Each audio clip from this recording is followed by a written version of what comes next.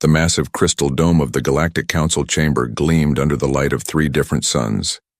Inside, representatives from 200 alien species sat in their designated seats, each one looking down at the small human delegation below. The humans looked so tiny compared to the towering Vorac warriors, the floating Etherean energy beings, and the massive shell-covered Krex elders. Ambassador Sarah Chen stood at the speaking platform, her hands folded behind her back. She looked calm, but those who knew humans well might have noticed the slight tension in her shoulders.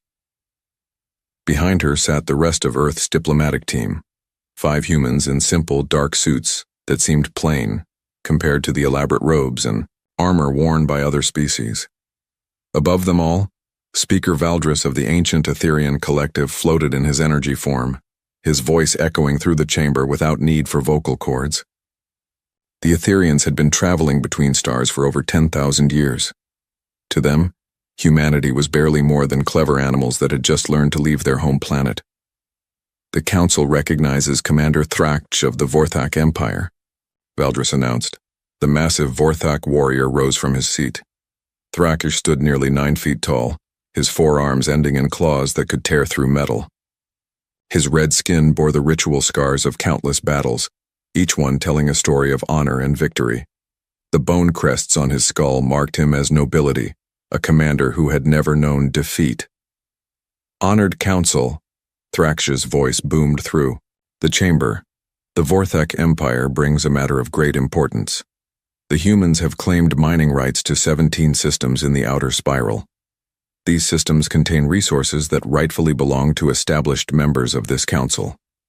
Murmurs rippled through the chamber. Several alien species nodded in agreement. The humans had joined the Galactic Council only 50 years ago, which was yesterday in galactic terms. Many species had been members for thousands of years. Thraksh continued, his forearms gesturing dramatically. The Vorac Empire has protected these systems for over 8 centuries. We have fought and died to keep them safe from pirates and raiders. Now these newcomers claim they have the right to mine our world simply because they were the first to file proper paperwork. More murmurs of agreement echoed through the chamber. The Krex delegation clicked their approval with their massive claws. The insectoid Zac species buzzed in harmony to show support. Even some of the more neutral species seemed to side with the Vorac position. Ambassador Chen stepped forward. May I respond to these accusations? Speaker Valdris's energy form pulsed with what might have been amusement. The council recognizes the human delegation. Sarah Chen looked up at the hundreds of alien faces staring down at her. She had been Earth's ambassador for 12 years. She had sat through countless meetings where other species treated humans like children who needed guidance. She had smiled politely while alien diplomats explained how things worked in the real galaxy. She had bitten her tongue when species that had never fought a real war lectured her about military strategy. The 17 systems in question were unclaimed territory according to galactic law, Chen said, her voice carrying clearly through the chamber. Earth followed all proper procedures. We filed exploration claims, conducted mineral surveys, and submitted our findings to the Council Registry. Everything was done exactly as the law requires. Commander Thrakch's bone crests flared with anger. Laws? You speak of laws? The Vorac Empire has spilled blood for those systems. We have honor claims that go back centuries. What do you humans know of honor? Chen felt something cold settle in her stomach. She knew where this was heading. The Vorac were a warrior culture that believed might made right. They respected only strength, and they saw humans as weak because Earth had never fought a major galactic war. We know enough about honor to follow the laws we agreed to when we joined this council, Chen replied. If the Vorac Empire wanted to claim those systems, they should have filed the proper paperwork centuries ago. The chamber erupted in angry shouts and alien roars. Several species began arguing among themselves. The Vorac delegation stood as one, their claws extended in challenge. Commander Thraksh's voice rose above the noise. Paperwork? You think your human paperwork means more than Vorac blood? More than Vorac honor? Speaker Valdris extended energy tendrils to restore order. The Council will maintain proper decorum. But Thraksh was beyond caring about decorum. His species had been warriors for thousands of years. They had conquered dozens of worlds through strength and courage.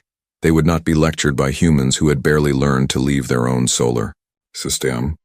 The Vorac Empire issues this ultimatum, Thraksh declared. The humans will withdraw their claims to all disputed systems within 30 standard days. They will pay compensation for the insult to Vorac honor, and they will acknowledge that junior species do not challenge their betters. The chamber fell silent. This was not how diplomatic disputes were normally handled. Usually, such matters went to arbitration committees that spent years working out complex agreements. Direct ultimatums were considered crude and primitive. Ambassador Chen felt her heart rate increase, but her voice remained steady. Earth rejects this ultimatum. We will not abandon legal claims because someone threatens us. Commander Thraksh's claws scraped against the metal of his seat. Then you will learn what happens when young species forget their place. Speaker Valdris pulsed with concern. Commander Thraksh, the Council strongly advises against military action over territorial disputes. There are proper channels for resolving such matters. The Vorac Empire has used your proper channels for 50 years. Thraksh snarled. We have watched while species that never fought for anything claim the rewards of our sacrifice. No more. The humans will learn to show proper respect, or they will be taught. The massive warrior turned to stare directly at Ambassador Chen. 30 days, human. Withdraw your claims and pay tribute or face the consequences. Chen stared back without flinching. Around her, she could feel the tension in the chamber. Most council members looked uncomfortable. They preferred their conflicts to be civilized, settled through negotiations and compromise. The Vorac were threatening the kind of direct military action that hadn't been seen in the central galaxy for centuries. Earth's position remains unchanged, Chen said quietly. We will not abandon legal claims because of threats. Thraksh's bone crests flared again. He turned and stalked out of the chamber, followed by the rest of the Vorac delegation. Their heavy footsteps echoed in the sudden silence. Speaker Valdris floated down closer to the human delegation. Ambassador Chen, perhaps it would be wise to reconsider. The Vorac are, passionate about matters of honor. Surely some compromise can be reached. Chen looked up at the ancient energy being. Valdris had been alive for over 3,000 years. He had seen the rise and fall of dozens of civilizations. To him, the current dispute was just another minor territorial squabble that could be solved through patient negotiation. With respect, Speaker Valdris, Earth will not set the precedent that legal claims can be overturned through military threats. If we back down now, what message does that send to other species who might want to challenge human settlements? Several alien delegates nodded thoughtfully. They understood the principle, even if they thought the humans were being foolishly stubborn. In galactic politics, backing down from one threat often led to many more. Elder Kaiseth of the Krex spoke up, his voice like grinding stones. The humans show courage but perhaps not wisdom. The Vorac are mighty warriors. Their fleets have conquered many worlds. Ambassador Chen turned to face the massive Krex elder. We appreciate the concern, Elder Kaiseth, but Earth has faced threats before. Several alien delegates made what passed for chuckling sounds among their species. Earth's military history was well known in the Council database, but most species viewed it as primitive savagery rather than serious warfare. Humans fought with chemical explosives and projectile weapons. They had never faced antimatter cannons or gravity bombs. They knew nothing of real galactic warfare. The session ended with the usual diplomatic pleasantries, but everyone knew the real decisions would be made in private meetings over the following days. Ambassador Chen and her team returned to Earth's embassy, a modest building that looked tiny compared to the massive structures maintained by older species. That night, Chen sent an encrypted message to Earth. She reported on the day's events and recommended that all human colonies in the disputed systems be placed on high alert. She also suggested that the Colonial Defense Force begin moving ships into position, though she doubted they would be much use against serious Vorac warships. On Titiusing Dure, the Vorac homeworld of Korath, Commander Thraksh knelt before the war council of his people. The 7 greatest warriors of the Vorac Empire sat in their ceremonial armor, their bone crests marking them as the ultimate authority of their species. The humans refused to show proper respect, Thraksh reported. They hide behind their paperwork and ignore the honor of our blood claims. War leader Drakmor, eldest of the council, leaned forward. His scars were so numerous they formed patterns across his red skin. He had led the Vorac to victory in dozens of campaigns over the past centuries. Against serious galactic military technology, Thraksh opened communications with the colony's governor. Human leader, I am Commander Thraksh of the Vorac Empire. Your species has shown disrespect to ancient claims of honor. We are here to correct this mistake. Governor Martinez appeared on the communication screen. He was an older man with gray hair and worried eyes. Commander, this is a peaceful colony. We have women and children here. Surely any dispute can be resolved through negotiation. Negotiation has failed, Thraksh replied. Your leaders chose defiance over wisdom. Now you will see the price of such foolishness. Evacuate all civilian areas. We will begin targeted strikes on military and industrial facilities in 1 standard hour. The next hour was chaos on New Geneva. Families loaded into ground vehicles and fled to the countryside. The few military personnel on the planet began broadcasting surrender signals, hoping to minimize damage. Most colonists had never seen war beyond historical documentaries. Thraksh's fleet began its demonstration. Plasma beams lanced down from orbit, destroying the small military base in seconds. The orbital station vanished in a brief flash of light. Industrial facilities were reduced to glowing craters. The strikes were precise and professional.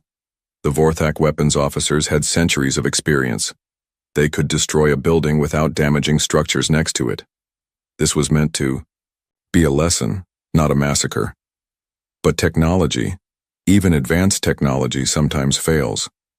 The targeting computer on Thraksh's flagship suffered a minor malfunction, the kind of small error that happens once in millions of operations. A plasma beam meant for a communications facility shifted 3 degrees off target. The beam hit the New Geneva Children's Hospital. 847 children died in that moment.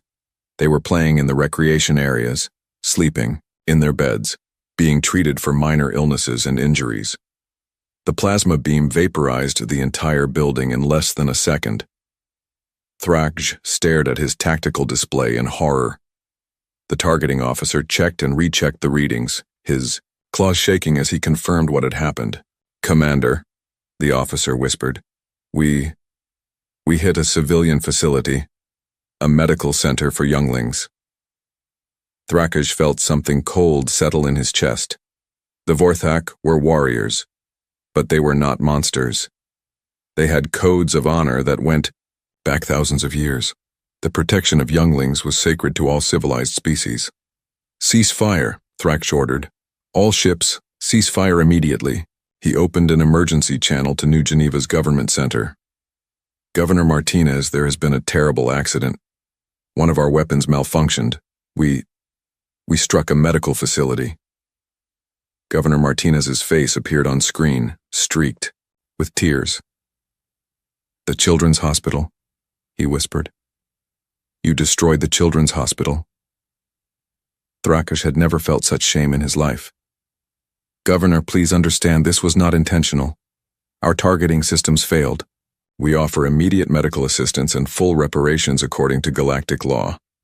But Martinez had already cut the communication. Within hours, news of the tragedy spread across human space. Images of the destroyed hospital appeared on every screen. Names and faces of the dead children were broadcast continuously. The galaxy watched as humanity mourned its young.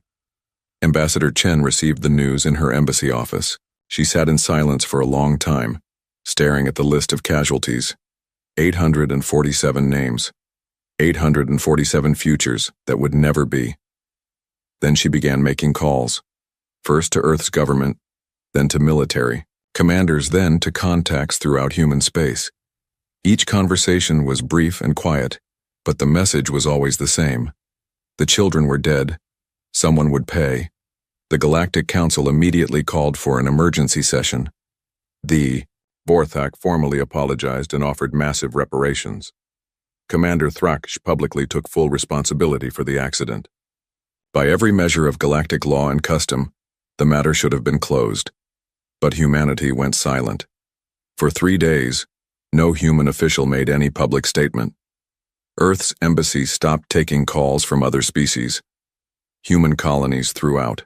The galaxy ceased all normal communications. The silence was absolute and terrifying. On the 4th day, Ambassador Chen walked into the council chamber. She looked smaller and more fragile than ever, her face pale with grief. The entire gallery watched as she approached the speaking platform. The government of Earth accepts the Vorac Empire's apology for the tragic accident at New Geneva, she said, her voice barely above a whisper. We acknowledge that the deaths were unintentional. Relief rippled through the chamber. The crisis would pass. Humanity would be reasonable. Chen continued. Earth hereby withdraws all territorial claims in the disputed systems. We will sign any peace treaty the Vorac Empire desires. We want no further conflict with your people. Speaker Valdris pulsed with satisfaction. The Council is pleased that this matter can be resolved peacefully. Ambassador Chen, your species shows wisdom in choosing compromise over confrontation. Chen nodded slowly. We are, after all, just a young species. We have much to learn about how things work in the galaxy. She turned to leave, then paused. There is one small request. Earth would like to establish a memorial for the children who died. Something simple, just to help our people process their grief.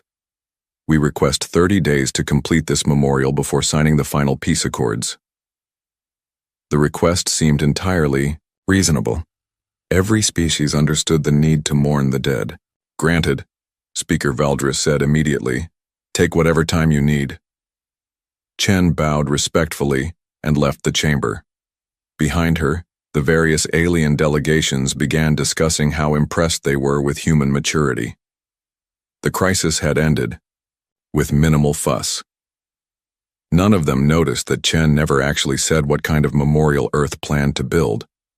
And none of them knew that Earth's military had been mobilizing for war since the moment the first child died on New Geneva. The Empire silence was about to end, and when it did, the galaxy would learn that humans did not build memorials out of stone. The human industrial complex had been quiet for 50 years. When Earth joined the Galactic Council, they had agreed to limit their military production in favor of trade and diplomacy. The massive shipyards that had built humanity's first interstellar fleet were converted to civilian use. Weapons factories became manufacturing centers for consumer goods. The galaxy saw this as proof that humans were learning to be civilized. But the galaxy had misunderstood what they were seeing. Admiral Marcus Rodriguez stood in the command center deep beneath Cheyenne Mountain, looking at screens that most humans had forgotten existed. He was 63 years old, with silver hair and scars on his hands from his time as a Marine. He had fought in the last colonial wars before Earth's admission to the Council, and he remembered what humanity was capable of when pushed to the edge. Status report, Rodriguez said to the room full of officers around him. Colonel Sarah Kim looked up from her tactical display. She was young for her rank, promoted quickly during the peacetime military. But her family had come from old Korea, and she understood what total war meant. All defense contractors have received activation codes, Kim reported. Lockheed Martin is retooling their civilian ship production. Boeing has recalled all their military engineers from retirement. The Russians have opened their sealed weapons facilities. China has activated their hidden shipyards. Rodriguez nodded. After joining the Council, Earth had signed treaties promising to limit military production. But humans had learned long ago never to completely disarm. Hidden facilities, maintained equipment, retired personnel who could be recalled in emergencies, all of it had been kept ready just in case. What about the colonies? Every human settlement outside the Sol system is evacuating non-essential personnel, Kim replied. The mining colonies are shipping their equipment to secure locations.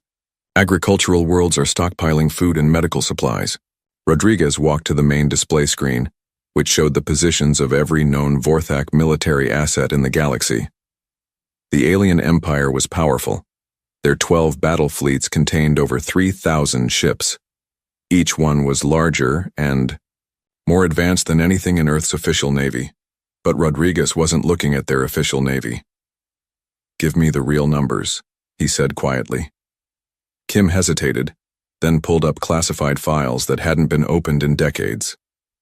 "If we activate everything, Project Deep Strike has 1,800 ships ready for immediate deployment.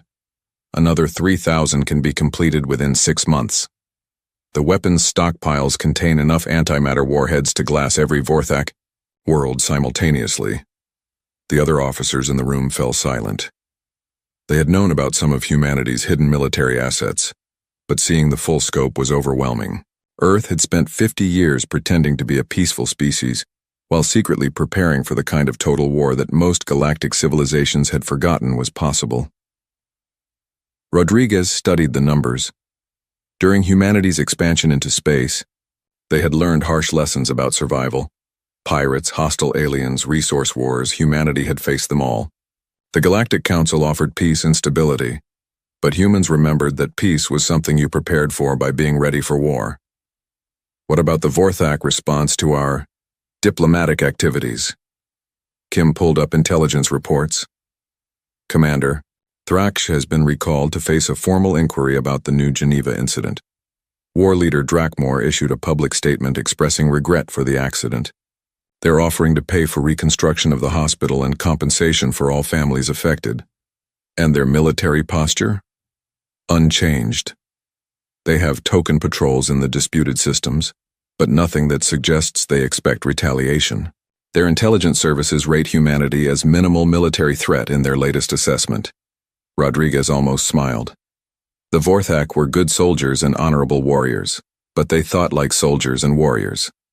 They expected Earth to respond with angry words and formal protests. They expected human retaliation to follow the same patterns as their own conflicts, direct confrontation between military forces with clear rules and honor codes. They had no idea what human military doctrine actually looked like. "Activate Operation Memorial," Rodriguez ordered. Colonel Kim's fingers hesitated over her control panel. "Sir, once we begin, there's no taking it back. The aliens will see what we're really capable of." Rodriguez thought about the images from New Geneva. 847 small coffins. 847 families destroyed. 847 futures erased by what the Vorthak called an accident. "Good," Rodriguez said.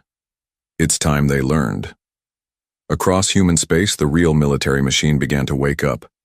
Hidden shipyards powered up their construction systems. Sealed weapons facilities opened their blast doors. Retired officers reported for duty. Scientists who had been working on peaceful research projects suddenly found themselves reassigned to military applications, but none of it was obvious from outside human space. The Vorthak intelligence services watched Earth's public activities and saw exactly what they expected to see: a grieving species trying to cope with tragedy through diplomacy. Human news broadcasts showed memorial services and calls for peace. Earth's official military remained at normal readiness levels. The few human warships in space continued their regular patrol routes. Commander Thraksh sat in his quarters aboard the Vorthak flagship, writing his formal report on the New Geneva incident. The inquiry board would review his actions and determine whether he had violated military protocols. He expected to be relieved of command, possibly exiled from the warrior caste entirely. It was a heavy price to pay for an accident, but Thraksh accepted it. He had been responsible for the mission, and therefore responsible for its tragic consequences. That was the Vorthak way. Leaders took accountability for their failures. His aide entered the cabin and bowed respectfully. "Commander, we have received a message from the human ambassador." Thraksh looked up from his report.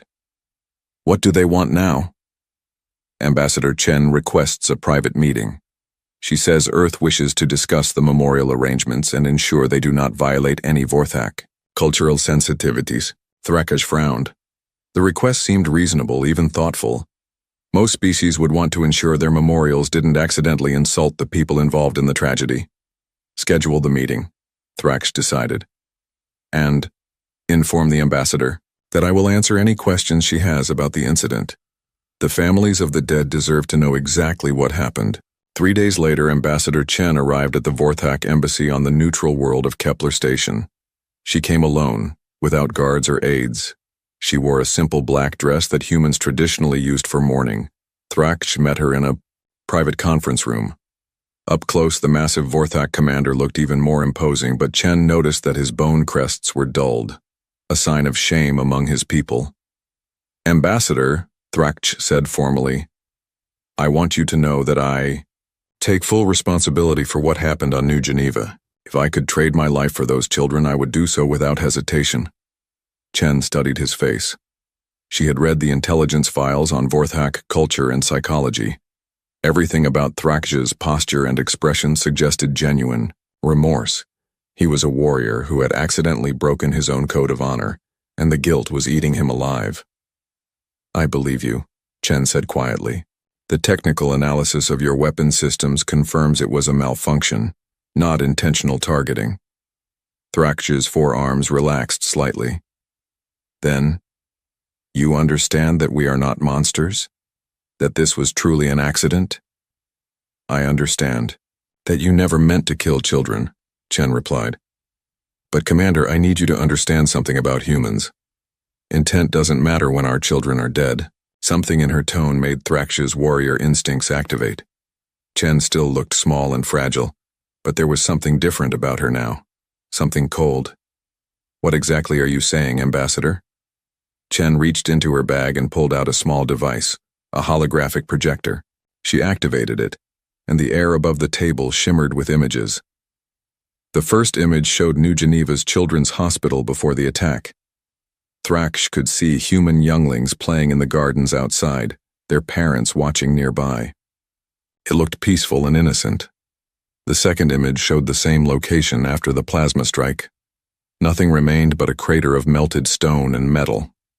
Emergency workers searched through the debris, but Thrax could see from their posture that they weren't expecting to find survivors. 847 children, Chen said, her voice still quiet. The youngest was 2 years old. The oldest was 16. They died instantly, so they didn't suffer. I suppose that's something. Thrax stared at the images, his shame growing heavier. Ambassador, we have offered full reparations. By galactic law, Galactic law, Chen interrupted, was written by species that fight civilized wars. Species that have learned to limit casualties and follow rules of engagement. Species that see warfare as a game with winners and losers, not a matter of survival. The holographic images shifted, showing historical footage from Earth. Thrax saw human cities in flames, massive armies marching across devastated landscapes, weapons that turned entire regions into wastelands. This is how humans learned to fight, Chen continued, not with honor codes or limited objectives. We learned that when someone threatens your family, your children, your future, you don't try to win. You try to make sure the threat never exists. Again. Thrax's claws extended unconsciously. His warrior training was telling him that he was in danger, but he couldn't understand why. Chen was unarmed, alone, and physically weak compared to him. Yet something about her presence was setting off every survival instinct he possessed. What are you saying? Thrax asked again. Chen deactivated the holographic projector and put it away. When she looked up at him, her eyes were completely calm. I'm saying that you need to understand what kind of memorial we're building for those children, she said. It's not going to be made of stone or metal. It's not going to be, something you can visit or touch. She stood up and walked toward the door, then paused and looked back at him. Our memorial is going to be the complete certainty that no one will ever kill human children again. Ever. Because anyone who tries is going to discover what happens when you mistake human mercy for human weakness. After Chen left, Thrax sat alone in the conference room for a long time. He tried to analyze what he had just heard, but it didn't make sense according to his understanding of human behavior. Humans were supposed to be reasonable, diplomatic, civilized. They were supposed to value life above conquest. He finally decided that Chen was simply speaking from grief and anger. Humans were emotional creatures, and the loss of so many younglings would naturally cause them to say things they didn't really mean. Thrax filed a routine report noting that the meeting had gone well and that humans seemed committed to peaceful resolution of the crisis. He never sent another report. Meanwhile, across the galaxy, humanity's real response was taking shape. Deep in the asteroid belt of the Sol system, construction facilities that hadn't been active in 50 years came back to life. Automated mining systems began extracting raw materials at maximum capacity. Assembly lines designed to build warships instead of civilian vessels started their production cycles. The ships being built were not like anything in the official human fleet. These were vessels designed according to Earth's actual military doctrine, not the limited designs they had shown to the Galactic Council. They carried weapons that most alien species had never imagined. Devices developed during humanity's expansion period when survival had depended on being more dangerous than anything else in space. Admiral Rodriguez watched the production reports with satisfaction. Within 6 months, humanity would have the largest space-based military force in known galactic history. More importantly, it would be a force designed for the kind of warfare that galactic civilizations had forgotten existed. Status on infiltration assets? Rodriguez asked. Colonel Kim pulled up a new set of displays. Special operations teams have been inserted into all major Vorac systems. They're using captured alien technology to avoid detection. Current assets include 200 combat teams and 50 technical specialists. Rodriguez nodded. The infiltration teams were Earth's real masterpiece. While the galaxy saw humans as primitive because they used chemical explosives and projectile weapons, they had overlooked humanity's greatest military advantage, the ability to adapt and improvise. Human special operations soldiers had spent decades studying captured alien technology. They couldn't build antimatter weapons or gravity bombs, but they could steal them, modify them, and use them in ways their creators never intended. Any contact with Vorac intelligence services? Negative. Their security systems are designed to detect other galactic standard technologies. They're not programmed to recognize human infiltration techniques. This was the fundamental mistake that every alien species made when analyzing human military capabilities. They judged Earth's forces by galactic standards. How many ships, what kind of weapons, which technologies they possessed. They never considered how humans actually fought when their survival was threatened. Humans didn't fight fair. They didn't follow rules of engagement unless forced to. They didn't respect the idea that warfare should be limited or civilized. When pushed to the edge, humanity reverted to the same mindset that had carried them through 10,000 years of evolution on a world where everything was trying to kill them. What about the Galactic Council? Rodriguez asked. They're pleased. With human diplomatic maturity, Kim reported with just a hint of irony. Several species have commented favorably on our peaceful response to the New Geneva incident. The Etherian Collective issued a statement praising humanity for choosing compromise over conflict. Rodriguez studied the tactical displays showing Vorac fleet positions throughout the galaxy. 12 battle fleets spread across dozens of systems, protecting an empire that had stood for over 2,000 years. Soon those fleets would discover what human compromise actually looked like. Timeline for Phase 1? All assets will be in position within 18 days. Once we begin, the Vorac Empire will have approximately 72 hours before their command and control systems are completely compromised. Rodriguez had fought in enough wars to know that the most dangerous moment was always right before the shooting started. Once Operation Memorial began, there would be no possibility of stopping it. Earth would reveal its true military capabilities to the galaxy, and the political consequences would last for centuries. But every time he hesitated, Rodriguez remembered the images from New Geneva. 847 small bodies pulled from the wreckage of a children's hospital. 847 families who would never be whole again. The Vorac had wanted to teach humanity about consequences. They were about to learn that lesson themselves. Execute Phase 1, Rodriguez ordered. Across the galaxy, human infiltration teams received their activation codes. Ships that had been hiding in deep space for weeks began moving toward their targets. Weapon systems that existed only in classified files were loaded and armed. The memorial for the children of New Geneva was about to begin, and when it was finished, no one would ever mistake human grief for human weakness again. The first strike came without warning. The sacred world of Korthoval had been the spiritual center of the Vorac Empire for over 1,500 years. Ancient temples covered the planet's surface, each one containing artifacts that told the story of Vorac civilization. Young warriors came here to learn about their ancestors. Elders came here to meditate on honor and duty. It was a place of peace, protected by treaty and tradition. It had no military value whatsoever. High Priest Yorthak was conducting morning prayers when the sky began to burn. He looked up through the temple's crystal dome and saw streaks of light falling from orbit. Not the gentle glow of normal spacecraft, but the harsh brilliance of objects moving at tremendous speed. The first impacts came in the northern continent. Yorthak felt the ground shake beneath his feet as massive explosions erupted hundreds of miles away. The crystal dome cracked, sending rainbow patterns across the temple floor. "What is happening?" whispered one of the younger priests.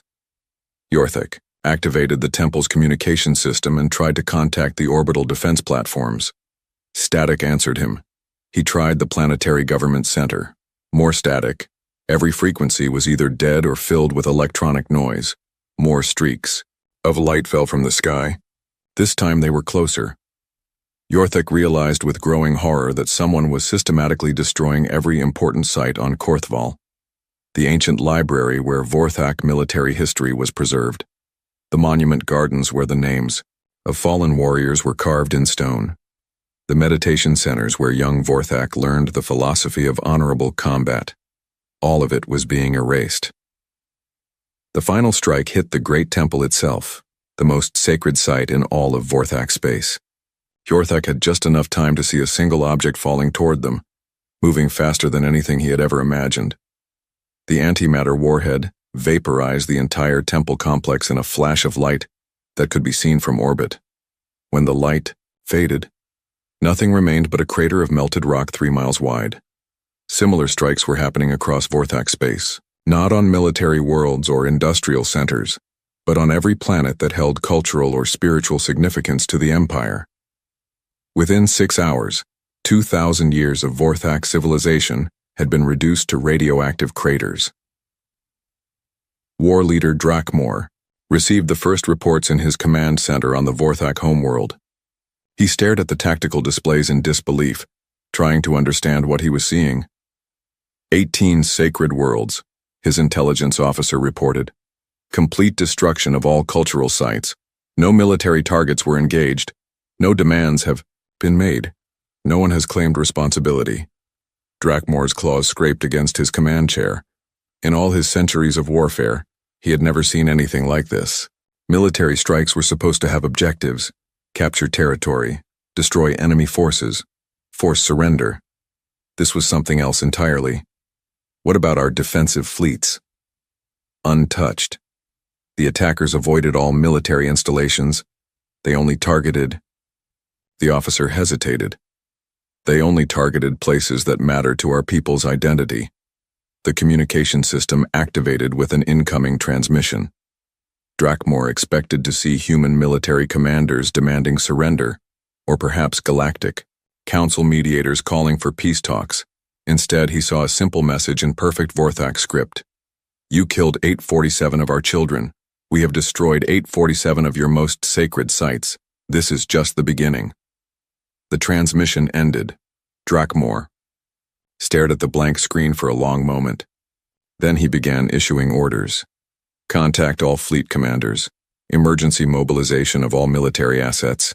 Contact the Galactic Council and demand they order the humans to cease hostilities immediately.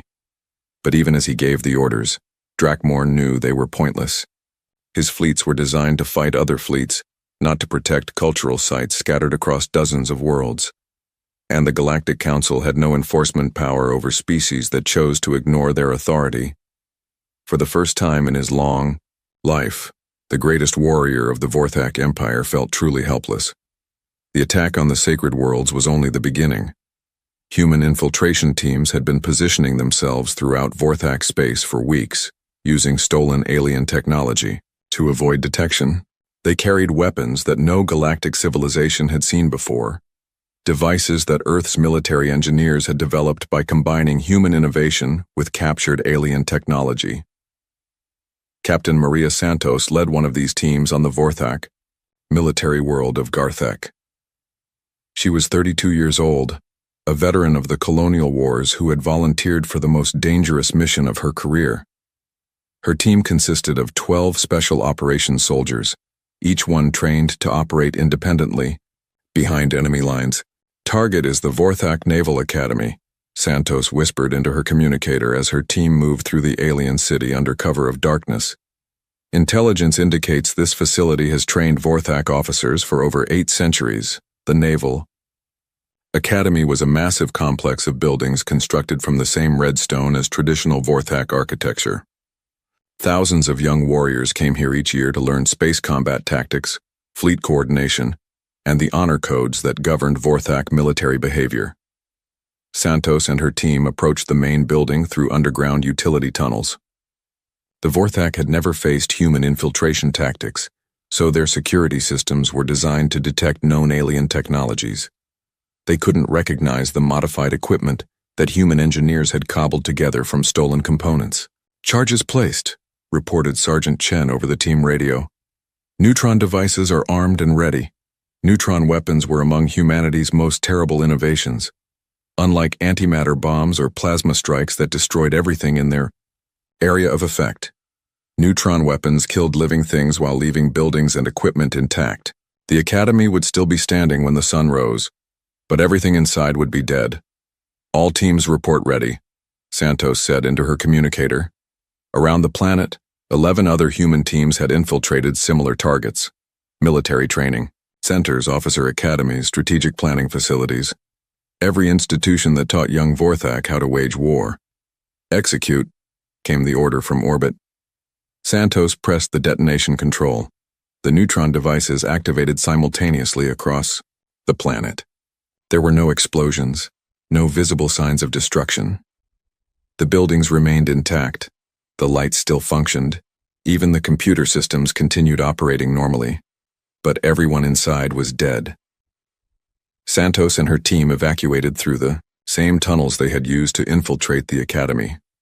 By morning, they would be back aboard their stealth ship, heading to the next target on their list. The Vorac would find the bodies eventually.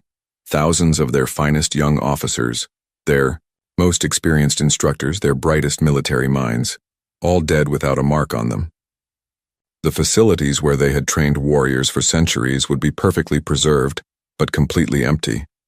It would take the Vorac Empire decades to rebuild their military leadership.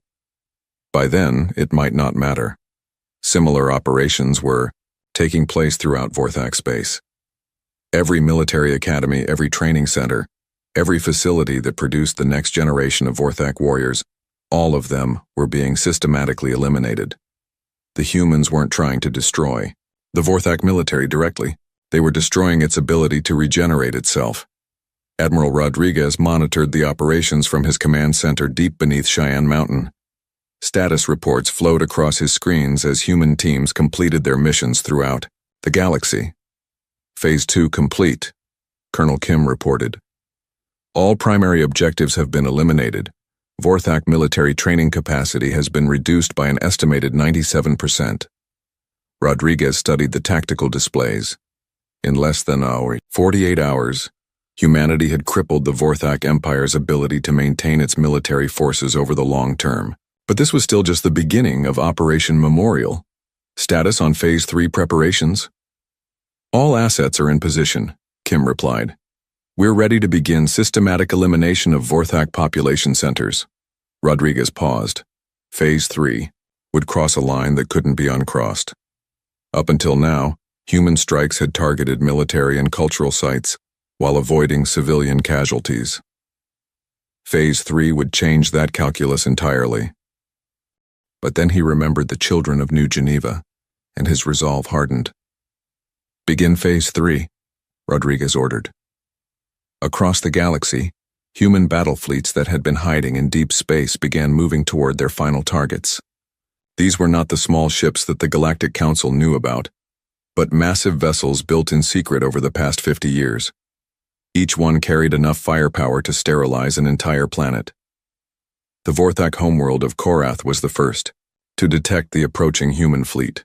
Long-range sensors picked up the signatures of 60 ships emerging from hyperspace at the edge of the system.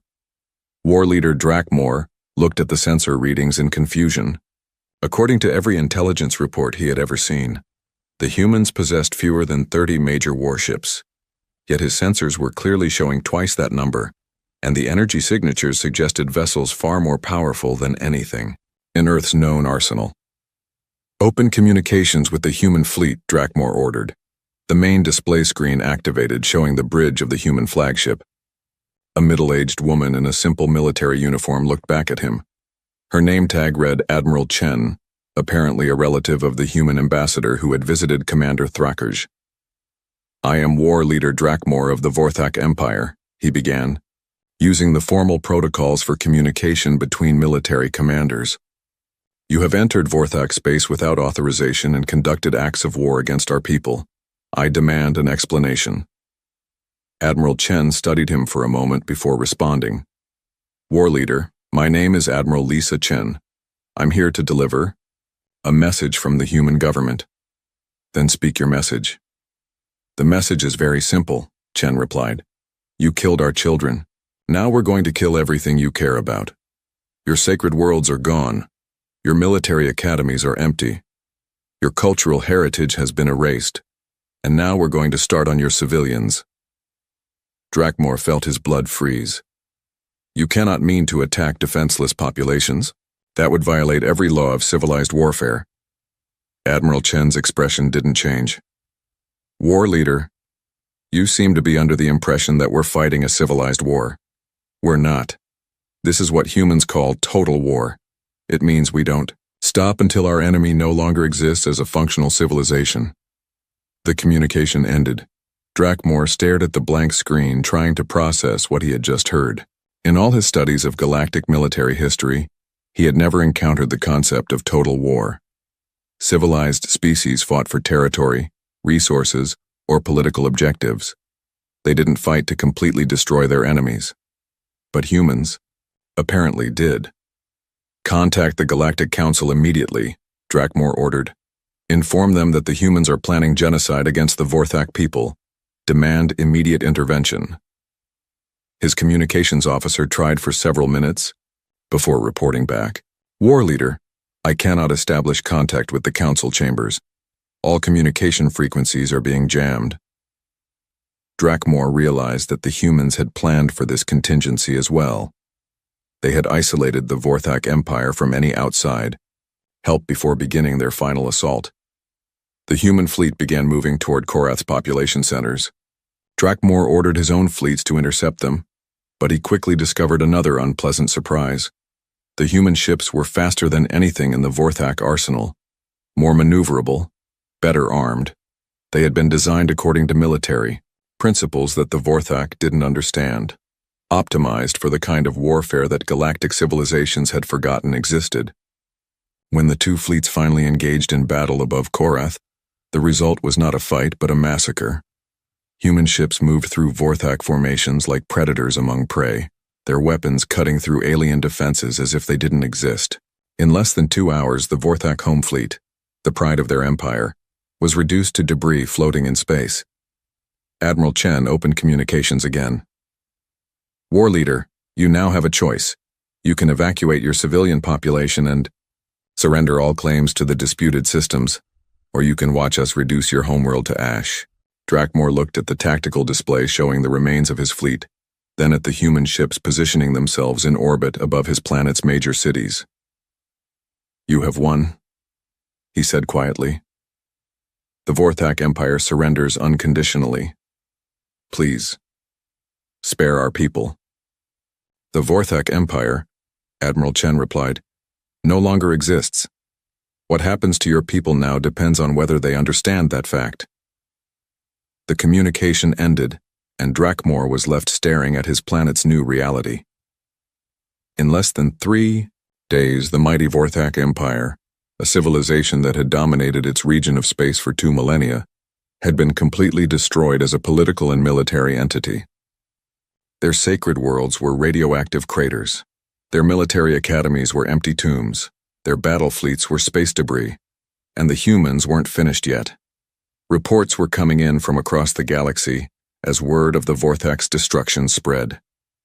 Every species that had diplomatic relations with Earth was receiving the same message. This is what happens when you kill human children. Learn from it.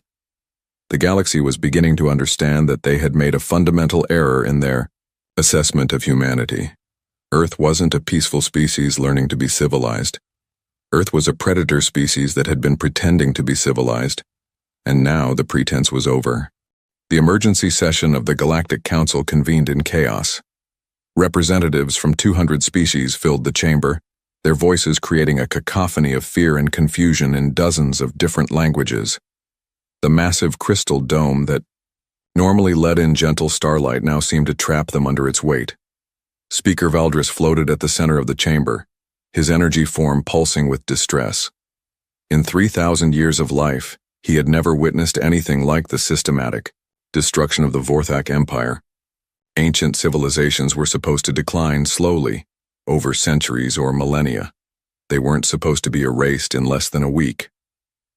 "Order," Valdris called, his voice carrying across the chamber. "The council will maintain proper decorum." But decorum seemed impossible as reports continued flowing in from across the galaxy. The Vorthak homeworld was under human occupation. Refugee ships carrying the survivors of 18 sacred worlds were scattered throughout neutral space.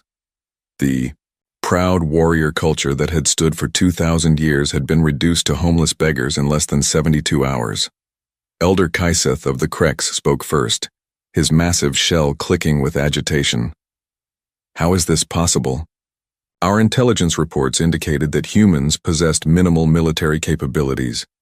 Their official fleet contained only 28 vessels." Ambassador Chen sat in the human delegation area, looking smaller and more fragile than ever. Behind her, the other human representatives watched the proceedings with calm expressions that somehow seemed more threatening than any display of anger. "The question," rumbled Ambassador Thexatar of the Zephyrian hegemony, "is not how they did it.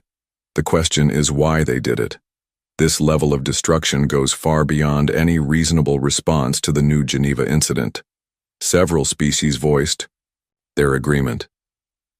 The accidental death of civilians during military operations was tragic but common in galactic warfare. Reparations were paid, apologies were made, and life continued. What the humans had done was completely unprecedented. "Perhaps," suggested diplomat Yathara of the Crystalline Union, "we should ask the humans to explain their actions." All eyes turned to Ambassador Chen.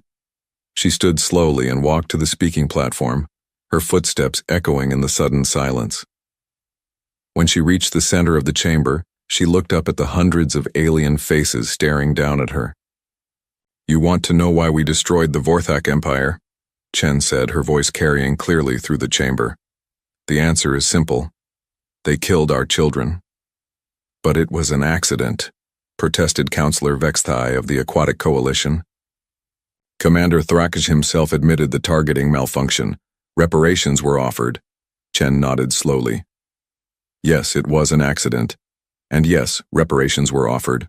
Under galactic law, the matter should have been closed." She paused, letting her words sink in.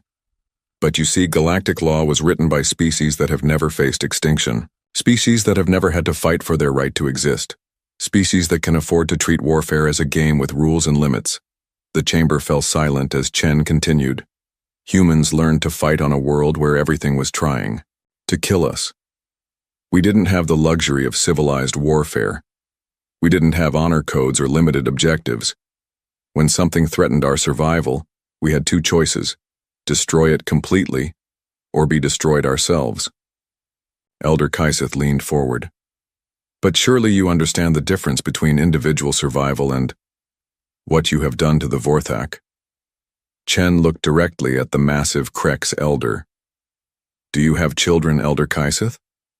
The question seemed to catch him off guard. Yes. Many offspring. And if someone killed those offspring, even by accident, what would you do? I would seek justice through proper channels. File formal complaints. Demand reparations according to... You would follow procedures, Chen interrupted. Because your species has always been safe. Your homeworld is protected. Your children grow up without fear. You can afford to trust in systems and laws because those systems have never failed you. She turned to address the entire chamber. Humans cannot afford that luxury. Our history is written in the blood of children who died because their parents trusted that others would protect them. We learned, through 10,000 years of war and genocide and extinction events, that when someone kills your young, you don't negotiate with them. You ensure they never have the opportunity to do it again. The silence in the chamber was absolute. The Vorac Empire no longer exists, Chen continued, because we wanted to send a message to the galaxy. The message is this: human children are not acceptable casualties. They are not collateral damage. They are not the price of doing business. Anyone who harms them for any reason will face consequences that make the destruction of the Vorac look merciful. Counselor Vexithai's aquatic suit bubbled with agitation. You speak of proportional response. 800 children died on New Geneva. How many Vorac have died in your retaliation? None, Chen replied calmly. The chamber erupted in confusion. Several translators asked for clarification, assuming they had misunderstood. None, Chen repeated. We destroyed their sacred sites with precision strikes that avoided civilian casualties. We eliminated their military academies using weapons that killed only the personnel inside. We defeated their fleets in space combat. But we have not deliberately targeted Vorac civilian populations. Elder Kaiseth's shell clicked in bewilderment. Then, what was the purpose of such destruction? Chen smiled, and somehow that expression was more terrifying than any display of anger. We didn't kill the Vorac people, Elder Kaiseth. We killed their civilization, their culture, their ability to see themselves as mighty warriors. We took away everything that made them who they were, and we left them alive to remember what they had lost. She gestured to the viewing screen, which displayed images of Vorac refugee ships. Look at them. Once proud warriors reduced to begging for charity from species they used to consider inferior. Their children will grow up in exile, learning alien languages and alien customs. In 3 generations there will be no one left who remembers what it meant to be Vorac. The horror of it began to sink in around the chamber. Physical genocide was terrible, but what the humans had done was worse. They had committed cultural genocide while keeping their victims alive to suffer through it. This is monstrous, whispered diplomat Yathara. Chen turned to face her. Yes, it is.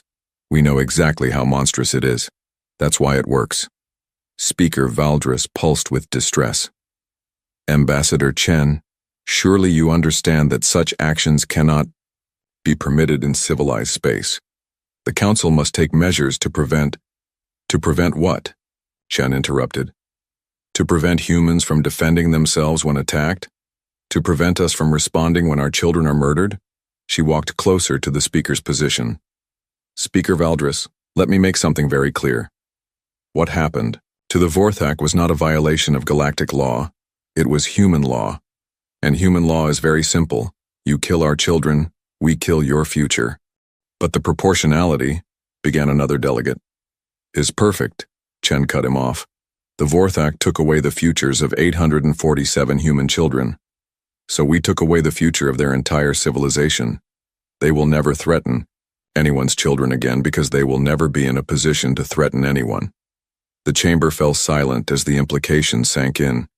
Every species present began calculating how many children lived on their own worlds, and what the consequences might be if anything happened to human children in their space. What do you want from us? Elder Kaiseth asked quietly. Chen returned to the speaking platform and activated a holographic display. The image showed a formal document written in multiple languages. We want the Vorac Accords, she announced. A new treaty that will govern how civilized species interact with humanity. The document appeared on screens throughout the chamber. As delegates began reading, their expressions grew increasingly alarmed. The first article established absolute protection for human civilian populations, with any attack resulting in immediate total war authorization. The second article granted humanity veto power over all Galactic Council military actions. The third article created a system of species-level consequences for any harm to human children. But it was the fourth article that truly horrified them. Mutual defense obligations? Speaker Valdris read aloud. Any species under human protection shall receive full military support against aggression? Chen nodded. We're offering a choice. You can sign the accords and gain the protection of Earth's military. Your children will be safe because they'll be our children too. Anyone who harms them will face the same fate as the Vorac. And if we refuse? Asked Ambassador Thexitar. Chen's expression remained calm. Then you're not under our protection. What happens to your children becomes your own responsibility. The threat was subtle, but unmistakable. Species that refused to sign the accords would be left to face the galaxy alone, knowing that humanity might view them as potential enemies rather than allies. This is extortion, protested Councillor Vexthai. No, Chen replied. This is evolution. The galaxy is changing. You can change with it or you can end up like the Vorac. Several delegates began arguing among themselves, their voices rising as they debated the implications of the human demands. Some called for immediate rejection of the accords. Others argued for negotiation. A few quietly suggested that signing might be the wisest course of action. Chen waited patiently for the noise to die down, then spoke again. You have 7 standard days to decide. After that, the accords become non-negotiable. And what happens in 7 days if we refuse? Elder, Kaiseth asked. Chen looked around the chamber, meeting the eyes of representatives from dozens of different species. In 7 days, if you refuse, we withdraw from the Galactic Council. We close our borders to all alien contact, and we begin preparing for the day when one of your species makes the same mistake the Vorac made. The silence that followed was deafening. You would cut yourselves off from galactic civilization? Speaker Valdris asked in disbelief. If necessary, Chen replied. Humans survived 10,000 years before we knew aliens existed. We can survive 10,000 more if we have to. The question is whether you want to be our partners in building a safer galaxy, or whether you want to be potential threats that we have to plan for. As the implications sank in, delegates began to realize the true scope of the choice they faced.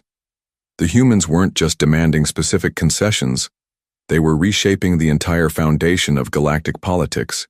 Species that had interacted as equals for millennia were being forced to choose between accepting human dominance or risking human enmity. And after seeing what happened to the Vorac Empire, the choice wasn't really a choice at all. Chen gathered her documents and prepared to leave. 7 days, she repeated. After that, we'll know which species value their children enough to protect them, and which species are willing to gamble with their futures. As the human delegation filed out of the chamber, the remaining representatives sat in stunned silence. The galaxy they had known for thousands of years had ended. What came next would depend on how many of them were wise enough to accept that fact. In the corridors outside the chamber, Ambassador Chen allowed herself a small smile. The hardest part was over. Now they just had to wait and see how many species were smart enough to choose survival. Behind her, the greatest gathering of alien civilizations in galactic history began the process of surrender. They just didn't know it yet. The vote came exactly 7 days later. Ambassador Chen walked into the Galactic Council chamber and found something she had never seen before. Absolute silence. No side conversations between delegates, no shuffling of documents, no ambient noise of translation devices. 200 of the galaxy's most powerful species sat in perfect quiet, waiting to discover what their future would look like. Speaker Valdris floated at the center of the chamber, his energy form more subdued than Chen had ever seen it. The ancient being who had witnessed the rise and fall of countless civilizations looked older somehow, as if the weight of the decision ahead had aged even his immortal essence. The council will come to order, Valdris announced, his voice carrying across the silent chamber. We gather today to vote on the Vorac Accords as proposed by the human delegation.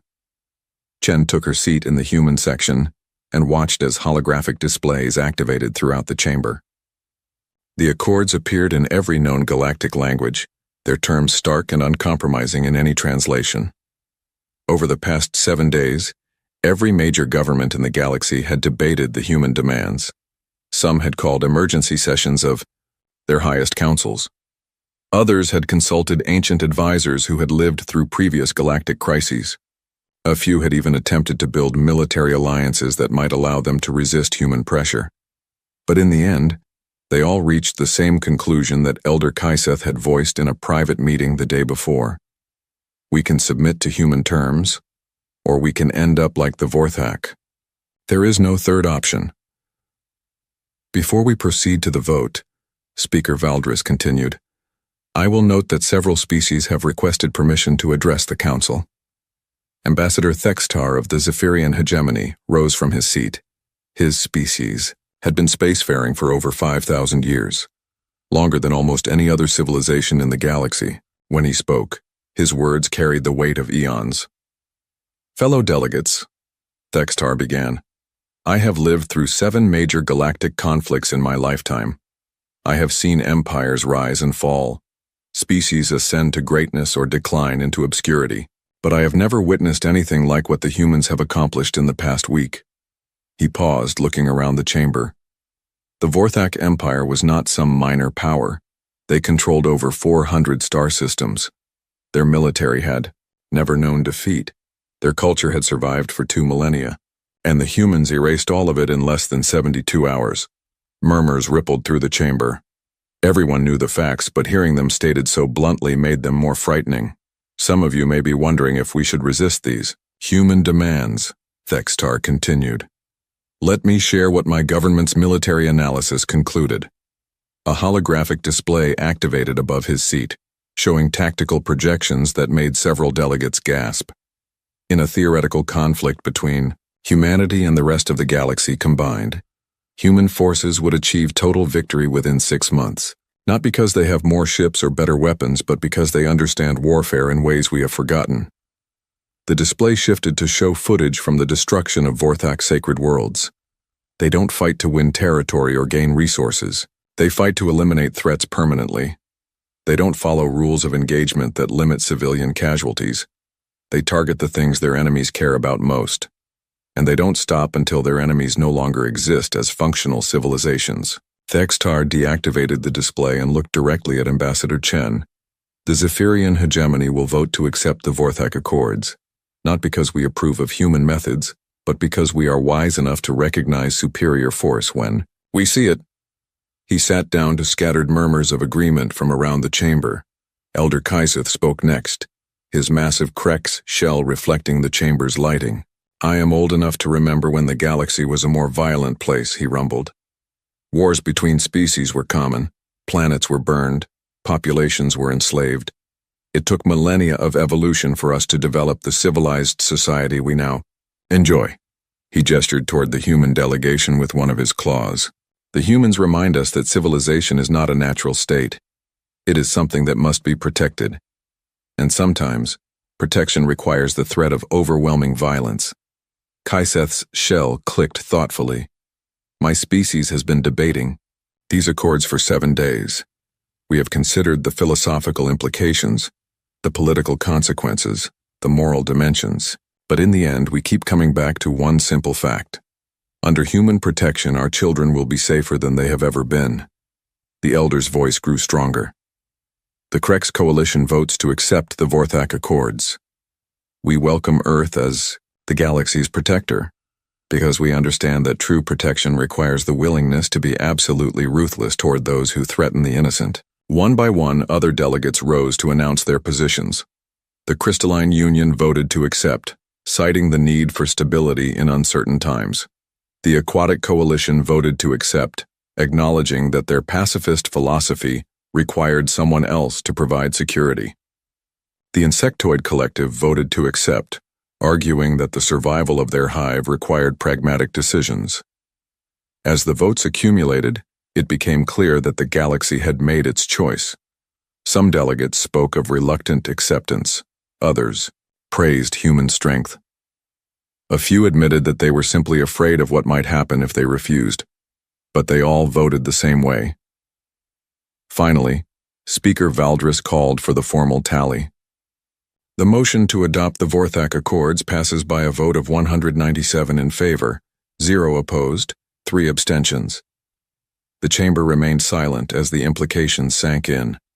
In a single vote, 200 galactic civilizations had agreed to submit to human military authority. The era of equals cooperating in the Galactic Council had ended. The era of human dominance had begun. Ambassador Chen rose and walked to the speaking platform one final time. "Thank you for your wisdom," she said simply. "Earth accepts the responsibility you have placed on us." She activated a holographic display that showed star maps of human-controlled space. Effective immediately, all species that have signed the Accords are under Earth's protection. Any attack on your worlds, your ships, or your people will be considered an attack on humanity itself. The response will be swift and absolute. The display shifted to show human defense force positions throughout the galaxy. Our fleets are already moving to establish protective cordons around your most vulnerable colonies. Our intelligence services are monitoring potential threats to galactic stability. Our diplomatic corps stands ready to mediate disputes before they escalate to violence.